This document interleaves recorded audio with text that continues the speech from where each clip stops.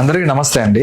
So ఈ రోజు వీడియోలో నేను చిన్నపిల్లల గురించి మాట్లాడతాను. చిన్నపిల్లలు అంటే వాళ్ళ గురించి వేరే టాపిక్ కాదు. సో నా ఊపీ కేసెస్ లో రెగ్యులర్ గా disc problems, sciatica problems cases అని ఎక్కువ అయిపోతున్నాయి, చిన్నపిల్లలకు వస్తున్నాయి అని చెప్తున్నారు అనమాట. సో ఎందువల్ల వస్తుంది, ఏంటి రీజన్ అని నేను తెలుసుకుంటే, వాళ్ళు స్కూల్ టైంలో అంటే 10th క్లాస్ కానీ లేదా 9th క్లాస్ ఆ టైంలో ఎక్కువ బ్యాగులు మోయడం వల్ల అవి తర్వాత ఇంటర్మీడియట్ ఆ టైంలో అన్ని ఒక్కొక్కటి బయటపడుతూ ఈ డిస్క్ ప్రాబ్లమ్స్ కూడా బయటపడుతున్నాయి అని తెలుస్తుంది. సో ముఖ్య కారణం ఏంటి అంటే, సో వాళ్ళు స్కూల్ కి వెళ్తున్నప్పుడు బ్యాగ్ ఎక్కువ బరువు మోయడం వల్ల, అంటే వాళ్ళు ఒక 40 కేజీలు ఉంటే ఒక్కొక్కరు 10 కేజీలు 15 కేజీల బ్యాగులు వెన్నుపూస మీద మోస్తున్నారు, అంటే ఇలా తగిలించుకుని మోస్తున్నారు. దానివల్ల వెన్నుపూస మీద లోడ్ అనేది పడిపోతూ ఉంటుందండి. దానివల్ల కండరాలు ఎఫెక్ట్ అవుతున్నాయి, స్పైన్ ఎఫెక్ట్ అవుతుంది, ఇలా చాలా ప్రాబ్లమ్స్ అనేవి వస్తున్నాయి. సో ముఖ్యంగా నేను ఈ వీడియోలో చెప్పేది ఏంటి అంటే ఉదాహరణకి మీ బాడీ వెయిట్ లో 10 నుంచి 15% మాత్రమే ఆ బరువును మీరు మోయండి, అంటే తగిలించుకొని వెళ్ళండి. సో అంటే 40 కేజీలు ఉన్నారంటే 4 లేదా 5 కేజీల బ్యాగ్ మాత్రమే మోయాలి. దాంతో పాటు బ్యాగ్ తగిలించుకునే విధానం ఏంటి అంటే స్ట్రైట్ గా ఉండాలంటే, అంటే ఈ స్ట్రాప్స్ ఉంటాయి కదా, స్ట్రైట్ గా పెట్టుకుని పోస్చర్ మెయింటైన్ చేసుకుంటే బెటర్ అండి. ఇలా వేలాడుతూ వెళ్ళడం వల్ల మీకు ఇంకా